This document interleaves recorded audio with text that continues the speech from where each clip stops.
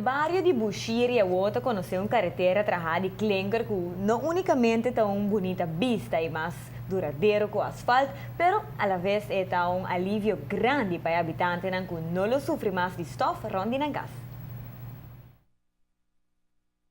Vai virar beleza.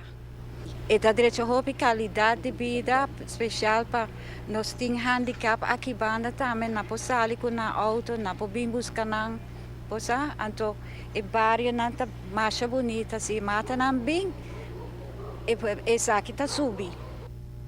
O primeiro mandatário está felicitado e o arriba drempels na rua que dá para assegurar a segurança de habitantes no bairro. Estou contente de por essa visita na bairro de Bushiri, caminhando com um projeto de renovação de bairro importante tomando lugar.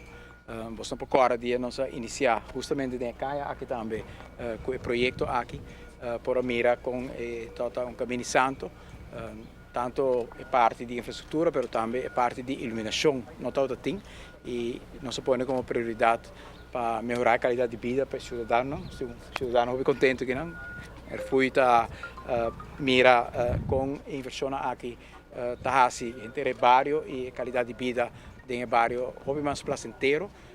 Nós temos família, nós temos não sinta de veranda, ou não sinta de veranda, não yunang por um tiki para fora, só não tem vista de banang. Tudo isso aqui está cambia inteiro aspecto de bairro e está eficiente do governo para riba e pensamento aqui de entorno aos bairros não tem necessidade de infraestrutura maneira aqui.